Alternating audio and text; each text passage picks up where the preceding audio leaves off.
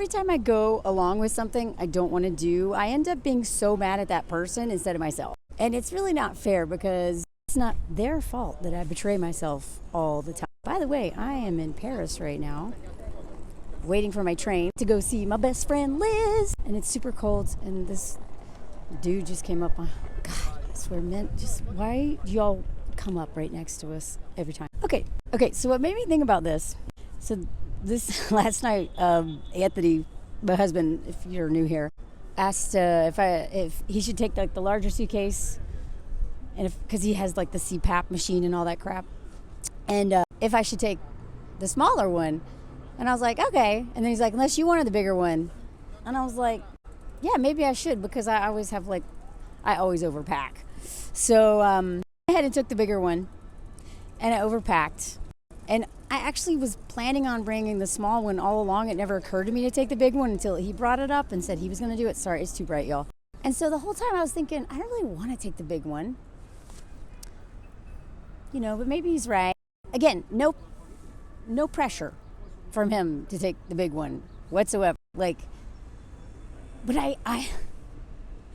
it's still not always my default to myself. It's always like, oh, huh, yeah, okay. Now, part of me, that intuitive thought was like, okay, Melanie, you're going to be in Amsterdam with this big ass suitcase, and you're going to be annoyed carrying it around, and you already have back problems, and you're going to be tired from traveling because you're going to be overstimulated with all the perfume on the train and all the noises and all the people and their energy. Like, you really want to have a big suitcase. And I remember thinking, no, I don't. But I was like, well, nah. So what have I been doing all day? Blaming Anthony for me having this large suitcase. Again, there was zero pressure for me to take. He was going to take it. I'm not explaining this well, but I just, this is where my mind goes. All morning I was like, God, I've got this big suitcase. I knew I shouldn't bring this suitcase. Why did he, and that is, so I just want to use this as an example because this is what I used to do all the time. Now, I have a partner who literally reminds me on a regular basis to center myself because I forget sometimes, and is like, don't think about me. Don't think about them and what do you want? What do you need? Like, what's going on? How do you feel? Because sometimes I just immediately go to like, well, what do they need? Right? It's not as bad as it used to be. So imagine being with a partner, which is pretty much most of the men that I ever got involved with before, who didn't care about what I wanted and definitely didn't encourage me to center myself or my own needs. And so at every turn, and not just with men, with anybody, and even with people who literally put no pressure on me to do that, I was like, oh, okay, they think I should do this. They know best. It's like this whole, they know best. They know what's best for me. I've been living in this body for 46 years. I've been living in my own experiences for 46 years, and yet I still default to people whose opinions don't matter. Sometimes even to strangers. I'm like, yeah, that stranger who knows nothing about me probably knows what's best for me. It's crazy. And it's a pattern of self-betrayal. It's a pattern of not trusting myself, not listening to myself, not even asking myself what the hell I want, what I need. And it comes from childhood. I know it's a trauma response. I know it was actually a maladaptive thing when, I was in an environment where I literally, for survival, could not ask myself what I wanted, what I needed. And I literally had to focus on, had the thermometer up the butt of everyone else. But God, it's so hard to unlearn, y'all. But here's the reason why it's really important. Because if I wasn't aware this morning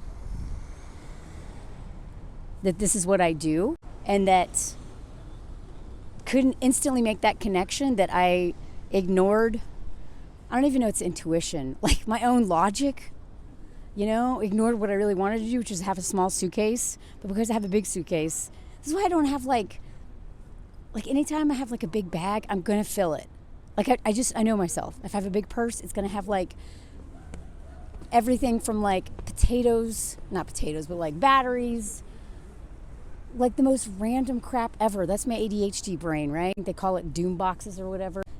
Like even the sack I have right now, I'm afraid to see what's in this sack, and I literally just packed it this morning. So I know myself really well. If I have a big suitcase, I'm going to fill it to the brim. I wanted a small one, and yet I caught myself blaming an innocent bystander, or just my husband who doesn't want me to be unhappy, right? Blaming him for me having to deal with this suitcase. And there's a lot of problems with that. But one, if you're in a relationship where someone doesn't care about you or respect your wants and needs and doesn't even encourage you to constantly check in with them, then you are constantly going to bite your tongue, swallow whatever it is that you need to say, and just take one hit after the other, just like betraying yourself. And you go into martyrdom. You go into martyrdom and victim mentality. And once, I've been there, and it's hard to get out of that. And the problem with that is that if that person who might be pushing you to do things and encouraging you to not trust your instinct or in your intuition and stuff, if it's not safe to call that person out ever or challenge that person, you're going to do it to someone else. You're going to do it to someone else. Like, for instance, if I was with a really unhealthy partner and I couldn't, project that sense of this is BS onto that person, I'm going to do it on the people I feel safe with in my life. Maybe I'm going to do that on my best friend or my family members or whatever, but I'm going to feel like people are constantly pressuring me into doing something that I don't want to do when they're not, because this other person is constantly doing it. So what happens, this has been a lifelong pattern of mine that it takes so much work to get out of, is not trusting the people that are absolutely trustworthy. Not giving the benefit of the doubt to the people who deserve it and have earned it through years of experience and great relationship, setting all these boundaries with them, being like, God, why are you making me, projecting this fucking person. Jesus Christ, I hate men so much. Just fucking leave me alone. God, I can't do anything without them creeping up on me. There's been 4 dudes since making this. Sorry, I'm back. But all the people who mean a lot to me, all the people I feel safe with, I start to boundary up, put up, full shield, walls, and then I'm totally vulnerable and trust to people who are not safe, trusting people who are untrustworthy. And then all of the things that those people do to me, I take out on the safe people. And that's how I would end up sabotaging relationships. And so even at the point of healing that I'm at, this thing's never going to end, I swear to God. The place where I'm at now is much better at being direct, much better at checking in with myself. Don't really have anyone in my life that's toxic. Not that I could think of. I'm really proud of myself for building the world that I have, the community that I have, right? And yet I still do this. It is just the default to be yeah, you're probably right. You're probably right. Don't even question it. And then pissed that that person made me do this. They never made me do this. It's about the self-betrayal, and that self-betrayal, that's self-gaslighting, that self-doubt, which is also rooted in a lifetime of low self-worth and all that crap. That anger goes somewhere.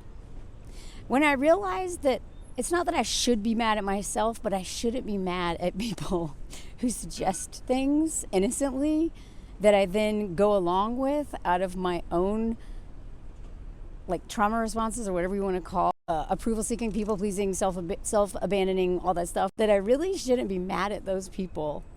I shouldn't be mad at anybody. But in order to not sabotage relationships and not project and not start unfair arguments and just exhaust the people around me who love me most, I need to recognize when I did that. And so this morning I was God, I was so pissed. And then I was wait, why am I pissed? And I was oh, it's because I knew I shouldn't take this big, stupid suitcase. And I knew I shouldn't, and I did anyway. But I'm pissed at him.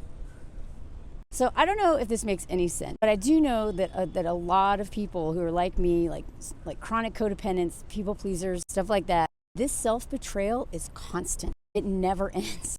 It crops up so many times a day. And the first step is being aware of it.